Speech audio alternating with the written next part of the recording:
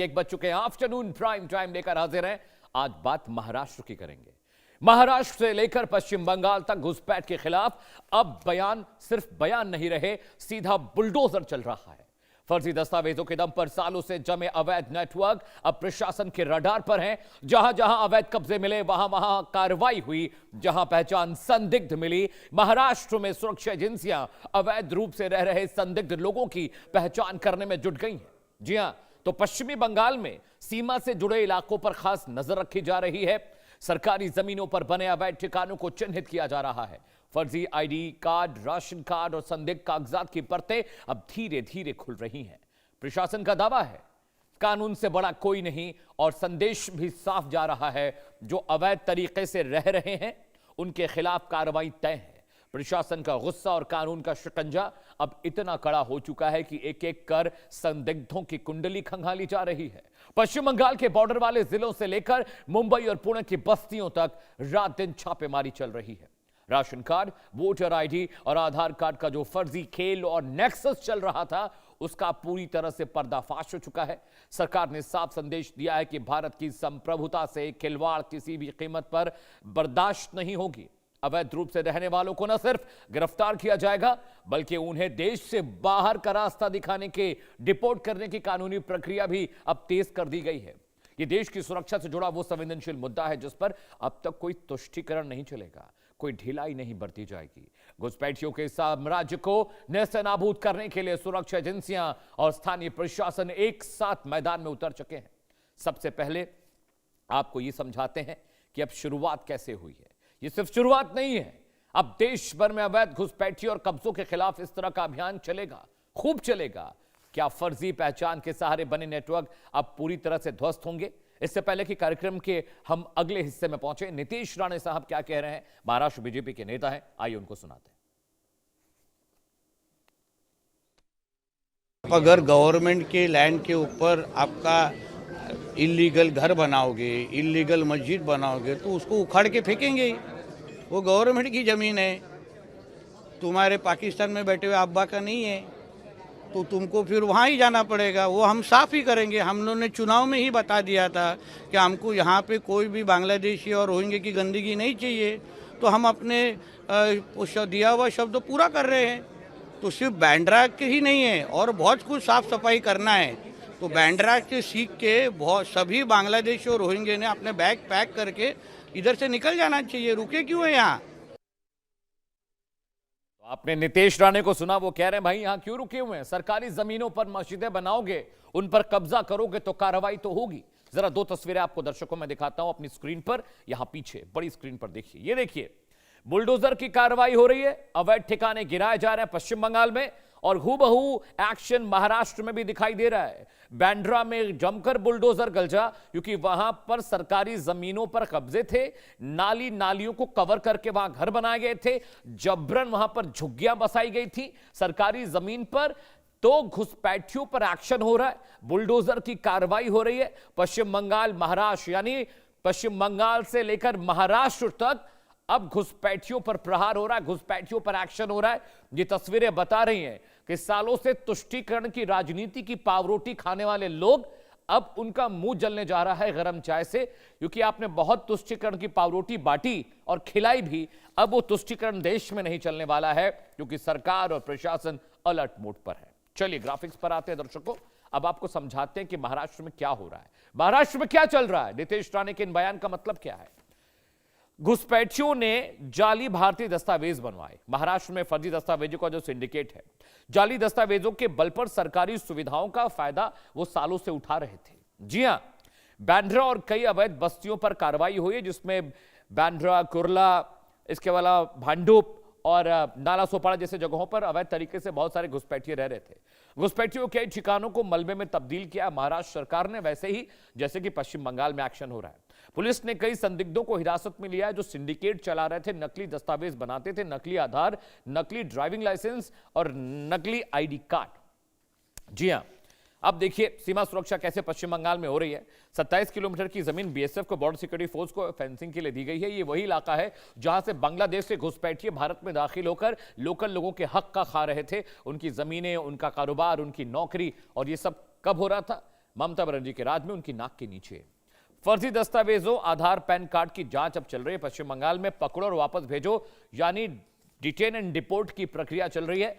साथ ही साथ Howrah railway station, सीमावर्ती इलाकों में निगरानी बढ़ा दी गई है। पश्चिम बंगाल सरकार भी लगातार सख्ती कर रही है। संदिग्ध बांग्लादेशी रोहिंग्या जो मुसलमान हैं उनको पकड़कर वापस भेजा जा रहा है। जो गलत तरीके से यहां पर रह रहे थे, नकली आई कार्ड, नकली आधार बनाकर रह रहे थे, और कानूनी प्रक्रिया के बाद घुसपैठियों को डिपोर्ट किया जा रहा है, उनकी पहचान की जा रही है, उनको आइडेंटिफाई किया जा रहा है और उसके बाद उनको उनके मुल्क वापस भेजा जा रहा है। जी हाँ, सरकारी जमीनों से अवैध जो कब्जा सालों तक था टीएमसी के राज में, उसको छुड़ाया जा रहा है, उसको हटाया जा रहा है कि भाई ये जो राज चल रहा था, ये काला साम्राज्य, अब इसको खत्म करिए। घुसपैठियों की कब्जाई गई जमीनों पर बुलडोजर एक्शन हो रहा है। हावड़ा, कोलकाता और नंदीग्राम जैसे बहुत सारे इलाके जहां पर रोहिंग्या मुसलमान अवैध तरीके से रह रहे थे, उनको आइडेंटिफाई किया गया, उनको पहचाना गया, अब उनको वापस भेजा जा रहा है। दर्शकों, अब समझिए कि ये जो प्रक्रिया है, ये सिर्फ एक प्रक्रिया भर नहीं है।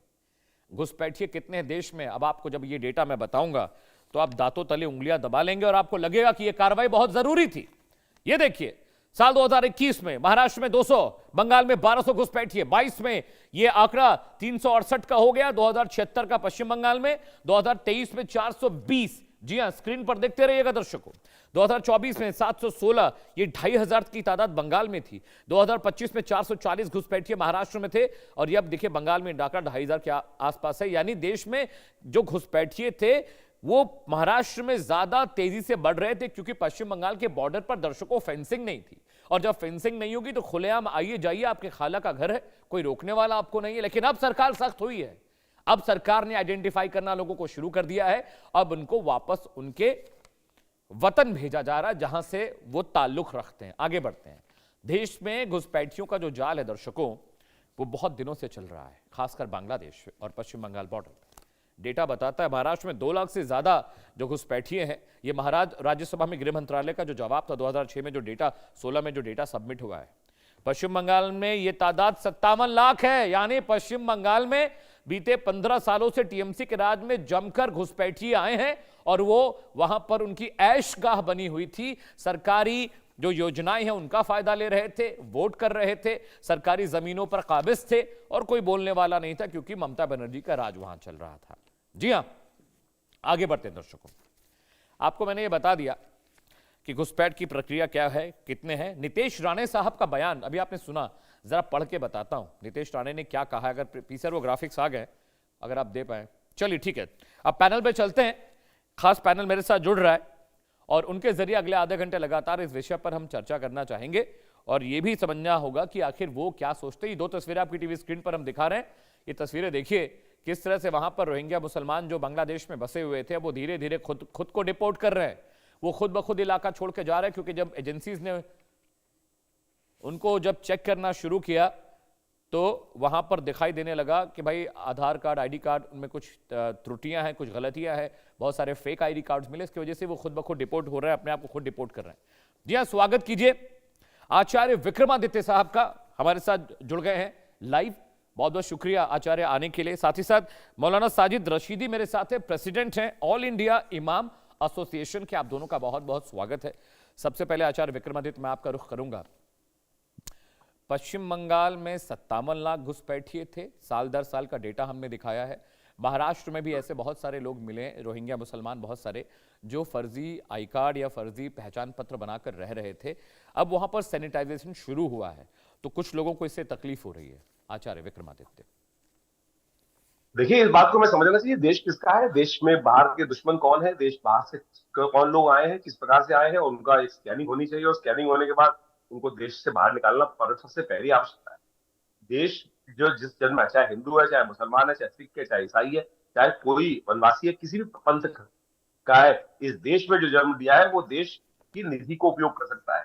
बाहर वाला इस देश के साथ नहीं रह सकता। जैसे मान लीजिए कि आप एक घर में हैं, आपके घर के भाई बंधु हैं, लेकिन बाहर का व्यक्ति हमेशा बाहर का ही रहेगा, वो घर की अच्छा नेक नहीं सोचेगा। इस बात को हमें देखना चाहिए। लेकिन यहाँ तथाकथित तौर पर बहुत सारे लोग भारत में विद्यमान है जो मुसलमानों के नाम पर किस प्रकार छाती पीटते हैं, हमने साफ तौर पर देखा है।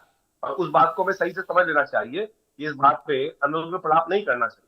जो देश के बाहर का है उसको देश से निकालना परम सबसे पहली प्रायोरिटी है। और उसके अगर देश में आना चाहते हैं, आप देश स्वीकार करना चाहते हैं, तो उसकी पद्धति है, उसको आप फॉलो कर लीजिए, कोई दिक्कत नहीं। अगर आपको बहुत अच्छा लगता है भारत, तो आप भारत के अंदर अप्लाई कीजिए कि मुझे सिटीजनशिप चाहिए। लेकिन ये तार काट के आना और जबरदस्ती आके छुप जाना, कश्मीर के अंदर हर जिहादी के घर में छुपे हुए हैं।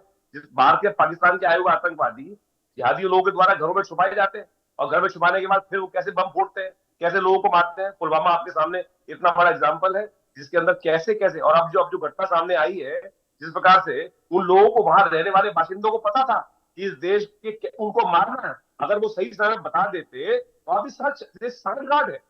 जैसे कश्मीर के अंदर लोगों को जबरदस्ती बसाया जा रहा है, उसी प्रकार से रोहिंग्याओं को और बहुत सारे बांग्लादेशी जो लोग हैं उनको छुपाया जा रहा है घर के अंदर। हर हर महकमे में पूरे भारत में लगातार पिछले 50 सालों से ये साजिश चल रही है, और इनका टारगेट जो है, इस छुपाने का जो टारगेट है, वो देश पे कब्जा करना है, अपनी वोटिंग पावर को बढ़ाना है। और वोटिंग पावर बढ़ाकर ये सीधा सीधा मंतव्य है, इसको हर व्यक्ति को समझना चाहिए। ये देश की उन्नति नहीं, ये देश की सत्ता पे काबिज करने के लिए साजिश रची जा रही है। और कुछ लोग हैं जो इस देश के अंदर खाते इस देश का है, लेकिन निशाना कहीं और लगाते हैं, वही सीट पे ताबा रखते हैं, और इसके लिए ऐसे लोगों के साथ उनके कंधे पे लगकर बंदूक चला रहे हैं। लेकिन इस देश को बचाने के लिए आज सबको एक होने की आवश्यकता है। इस बात को समझना चाहिए, देश रहेगा तो हम रहेंगे, और नहीं तो अगर देश नहीं रहेगा तो फिर कुछ भी नहीं बचेगा। इस बात को हमें समझना चाहिए, और जब तक ये लोग समझेंगे नहीं, तब तक समस्याएं एक के बाद एक आती रहेंगी। Alright, Vikramaditya ji, please stay with me. Maulana Sajid Rashidi मेरे साथ है। रशीदी साहब, नीतीश राणे का ये बयान कि सरकारी ज़मीनों पर अगर आप मस्जिदें बनाएंगे तो वो तोड़ा जाएगा, नीतीश राणे ये भी कह रहे हैं कि जो घुसपैठिए हैं उनको वापस भेजा जाए, उनके इस बयान को आप कैसे देखते हैं? तो मैं ताली बजा रहा हूँ। आचार्य विक्रमादित्य ने बहुत बढ़िया भाषण दिया, अच्छा लगा, लेकिन चेहरे के एक्सप्रेशन दिल से मेल नहीं खा रहे थे इनके। इनका चेहरा कुछ और कहता है, दिल कुछ और कहता है। मैं अमिताभ जी ये पूछना चाहता हूं आपसे, हिंदुस्तान का कोई ऐसा मुसलमान, कोई ऐसा नाम बताओ जो ये कहता हो कि रोहिंग्या यहीं रहने चाहिए। किसी ने कहा है कि आपसे? आप जो कह रहे हैं पेट में दर्द हो रहा है, परेशानी हो रही है, छाती पीटने लगे, बीच में मत बोलो यार, ये बीमारी है, ये बीमारी ना, ये बीमारी है, बीच में मत बोलो। हाँ, जब नंबर आएगा तब बोलो। मैंने चुपचाप होकर सुना ना आपको, तो तुम ही बोल लो दोबारा, फिर बोल लो दोबारा, फिर चलिए बोलो बोलो बोलो। खुजली होती है ना तुम्हें?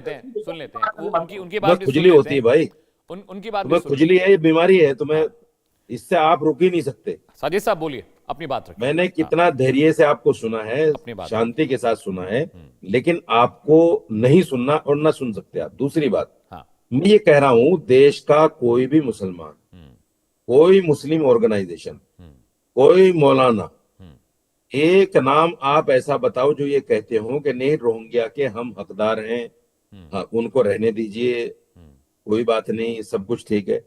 अरे भाई, रोहिंग्या अगर यहाँ है या घुसपैठिए यहाँ हैं, तो हम तो कहते हैं पहली फुर्सत में उनको निकालो।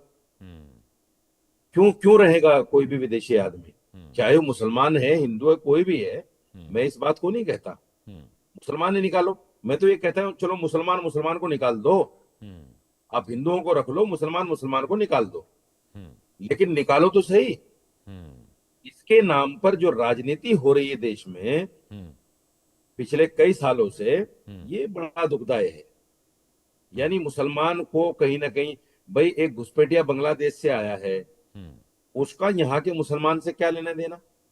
टारगेट करेंगे यहाँ के मुसलमान को, बुरा भला सुनाएंगे यहाँ के मुसलमान को, कड़वी कसीली सुनाएंगे यहाँ के मुसलमान को। एक आदमी आतंकवादी पाकिस्तान से आया, हमला करके चला गया, बातें सुननी पड़ेंगी यहाँ के मुसलमान को। यहाँ के नेता सारी बातें करते हैं यहाँ के मुसलमान पर। तो ये जो हो रहा है देश में, मैं समझता हूँ देश के लिए अच्छा नहीं है। हिंदुस्तान का मुसलमान हिंदुस्तान के लिए, अपने मुल्क के लिए जी जान लगाने को पहले भी तैयार था, आज भी तैयार है।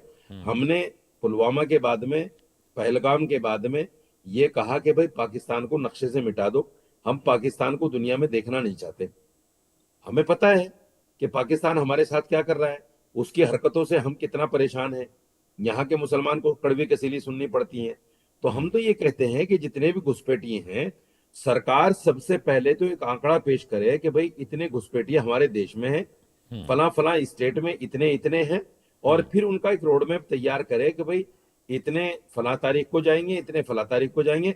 साजिद रशीदी खड़ा होगा और उनको धक्के मार के, लात मार के यहां से निकालेगा। क्या दिक्कत है, निकालो। आप नीतीश राणे के बयान को कैसे देखते हैं, जो उन्होंने कहा कि अवैध जमीनों पर अगर आप मस्जिदें बनाओगे तो उस पर कार्रवाई होगी?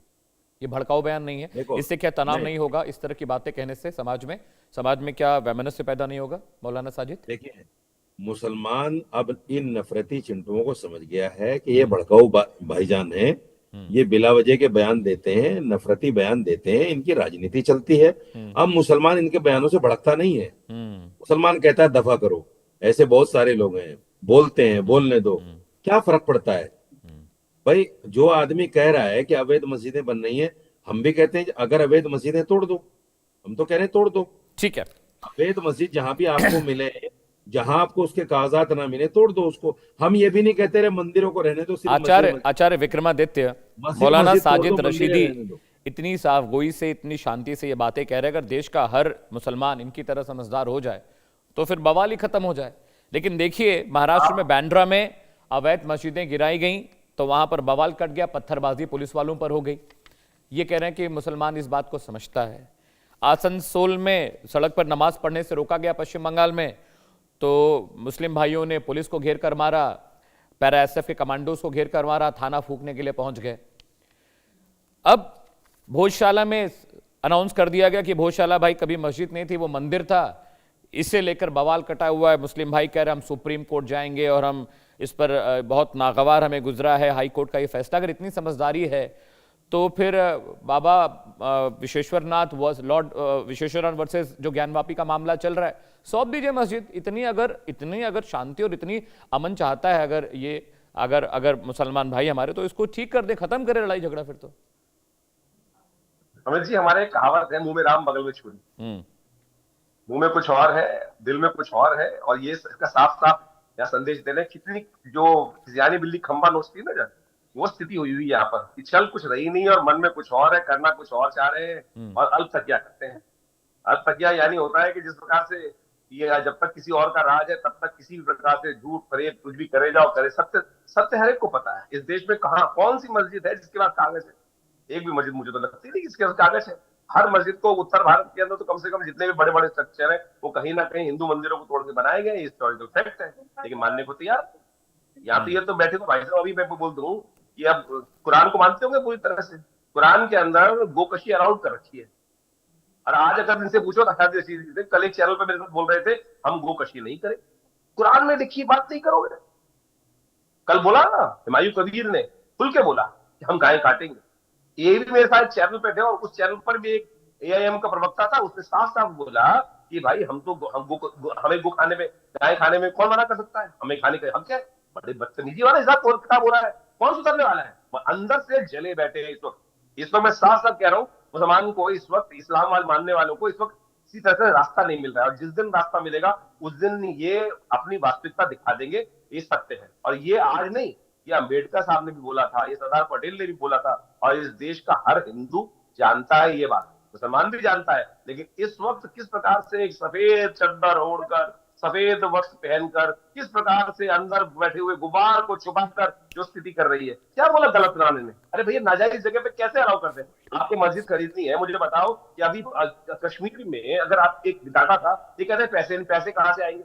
कश्मीर में ईरान को बचाने के लिए कितने पैसे इकट्ठे हो गए? कितने पैसे इकट्ठे हो गए साहब? बाबरी मस्जिद बनाने के लिए वहां पर हुमायूं कबीर ने कॉल दी, कितने पैसे इकट्ठे हो गए? इनके पास जमीन खरीदने के लिए पैसे नहीं है। अगर मस्जिद बनाना चाहते हैं, हिंदू जो मंदिर बनाते हैं, राम मंदिर बना, सरकार ने एक पैसा नहीं दिया, लोगों ने अपने पास से पैसे इकट्ठे कर 3,000 करोड़ रुपए इकट्ठे किए। 3,000 करोड़ रुपए आप इनके कौम में भी खड़े करते हैं, लेकिन इच्छा केवल वही है, क्योंकि इस्लाम का जो प्रतिपादन हुआ है वो तलवार के बल पे, कब्जा करने के बल पे ही हुआ है। तो ये वही करना चाहते हैं और ये वही करते आए हैं। तो इसलिए मैं साफ साफ को कुछ छुपाने वाली बात नहीं कर रहा हूं। मैं कह रहा हूं भाई साहब, अब 21वीं सदी है, 21वीं सदी, वो मेडिवल एज नहीं है। आज बदलने का प्रयास करो, सत्य सामने लाने का प्रयास करो। मतलब आज अभी सोचो ना कि आज की तारीख में, इस अभी मई के महीने में 2 दिन पहले हुमायूं कबीर जैसे लोग लगातार बोल रहे हैं हम तो रास्ते पे नमाज पढ़ेंगे, कौन रोक सकता है हमको, कौन रोकने वाला। ये कह रहे थे रोहिंग्या के साथ कौन, अमानतुल्ला जैसे लोग, एआईएम जैसे लोग, एआईएम प्रवक्ता जैसे लोग, ओबीसी जैसे लोग, सब लोग बोल रहे थे। बोल रहे एक मुसलमान दिखा दो, लिस्ट दे देता हूं मैं आपको। और तो आप मेरे साथ बैठे हुए टीवी में बहुत सारे मुस्लिम पैनलिस्ट होते हैं, छाती पीटते हैं कि रोहिंग्या को नहीं निकालना है, रोहिंग्या को नहीं निकालेंगे, नहीं निकालेंगे। लगातार कौन नहीं बोल रहा, सबको सब, वहां तो इस्लाम वाले सब एक हो जाते हैं, सारे भाई भाई हो जाते हैं। और यहाँ बैठ के टीवी में जिस प्रकार ठीक से है, स्थिति को जवाब ले लेते हैं, जवाब लेते हैं आचार्य विक्रमादित्य। मौलाना साजिद जवाब दीजिए इनके बात का। क्या जवाब, सवाल कीजिए। उन्होंने कहा कि बहुत सारे जो मुस्लिम धर्मगुरु हैं, बहुत सारे जो पार्टियां हैं देश की, वो रोहिंग्या की पैरवी कर रही हैं कि रोहिंग्या मुसलमानों को नहीं निकाला जाना चाहिए। जब ये कह दिया सरकार ने कि अपने घरों में नमाज पढ़िए, मस्जिदों में नमाज पढ़िए, या जो डेडिकेटेड प्लेसेस है वहां नमाज पढ़िए, फिर भी जबरन सड़क पर नमाज पढ़ी जा रही है। देखिए, ये जो जिसने बाबरी मस्जिद बंगाल में बनाने की कोशिश की थी ना, हाँ। हुमायूं कबीर, मैं कहता हूं कि इसको मुसलमान भी 4 जूते मारे और वहां की सरकार इस पर एफआईआर करे, इसको जेल में डाले। इस अकेले आदमी को क्या अधिकार है ये कहने का कि नहीं हम तो गाय काटेंगे? भाई, सरकार ने जब एक नियम, एक कानून बना दिया तो सरकार के नियम और कानून को मानना चाहिए। ये कौन होते हैं कहने वाले कि भाई हम गाय काटेंगे? अगर ये सरकार के नियम का, कानून का उल्लंघन कर रहे हैं तो सरकार ने इस पर एफआईआर अभी तक क्यों नहीं की? ये बहुत बड़ी बात कह रहा हूं मैं। असदुद्दीन अवैसी, आज तक उन पर कोई एफआईआर क्यों नहीं हुई? वो जिस तरह के भड़काऊ बयान देते हैं और ऐसे भाषण होते हैं कि देश में आग लग जाती है, आज तक उन पर एफआईआर क्यों नहीं हुई? ये आचार्य मेरे भाई बैठे हैं, मुझे बड़ा प्यार है इनसे, इनसे कहिए ना कि मांग करें कि असदुद्दीन अवैसी के ऊपर जो है एफआईआर करें। और जो भी पैनलिस्ट ये कहे कि साहब हम रोहिंग्या के साथ खड़े हैं, वो तो देशद्रोही कर रहा है, उसके खिलाफ तो कार्रवाई होनी चाहिए। ऐसे पैनलिस्ट के साथ आप बैठते क्यों हैं भाई? मौलाना है कि है, आप मौलाना है, आप फतवा दे दो ना, फतवा दो, फतवा। बीच में मत बोलो यार, फतवा दे दो ना, निकाल दो। फिर मैं कहूंगा ये बीमारी है, इस्लाम से बाहर कर दो, कहूंगा ये बीमारी है। आप तो कर सकते हैं, बुरी बात अरे है आप तो ना। इस्लाम से बाहर कर सकते हैं। आप 2 बार बोले, दोनों बार चुप रहा मैं बोला तो नहीं बीच में, तो इतना तो धैर्य रखो। मैं डिबेट में आया हूँ, लेक्चर देने नहीं आया ना। आपकी बात प्रश्न पर मेरे को प्रश्न करना, आपकी बात पर मेरे को प्रश्न करना जायज है, तो मैंने प्रश्न कर रहा हूँ, आप उसका जवाब दीजिए। क्यों नहीं मौलाना है, आप फतवा दे देते हैं भैया इनको निकाल के बाहर करो। हाँ, फतवा जारी कर दीजिए मौलाना साहब, फतवा जारी करिए ऐसे लोगों पे जो धर्म के खिलाफ और देश के खिलाफ बोल रहे हैं। देखिए, चैनल ने वर्सेस शुरू कर दिया, आचार्य वर्सेस मौलाना। मैं इधर से चीखूंगा, आप उधर से चीखोगे ना। मेरी बात किसी के पल्ले पड़ेगी ना आपके पल्ले पड़ेगी। दूसरी बात, फतवे को समझ लीजिए, फतवा क्या है। फतवा यह है कि जब कोई आदमी लिखकर एक सवाल देता है कि साहब ये सवाल है मेरा, इस पर कुरान और हदीस की रोशनी में क्या जवाब होना चाहिए, वो फतवा होता है। जबानी फतवा कोई नहीं होता, उसकी कोई अहमियत, कोई बात नहीं है। दूसरी बात यह कि फतवा देने के लिए जो ऑथेंटिक आदमी होते हैं, मौलवी बनने के बाद 3 साल उनको और लगाने पड़ते हैं मुफ्ती बनने के लिए। मैं मुफ्ती नहीं हूं, नहीं मैं मुफ्ती नहीं हूं, मैं सिर्फ मौलवी हूं, हाफिज हूं, तो मैं फतवा देने के लिए ऑथेंटिक हूं ही नहीं। दूसरी बात, आचार्य जी लिखकर दारुल देवबंद भेजें इसको, मैं रास्ता बताता हूं। दारुल देवबंद की वेबसाइट पे जाइए, एक फतवा आप लिखिए और दारुल को भेजिए, दारुल जवाब दे देगा आपको। फतवे का तरीका ये होता है। चलिए, बहुत बहुत शुक्रिया आप दोनों मेहमानों का, बहुत बहुत शुक्रिया। आचार्य विक्रमादित्य साजिद रशीदी साहब, बहुत बहुत शुक्रिया शो में आने के लिए। वक्त एक ब्रेक है, लेकिन अब वक्त हो चला है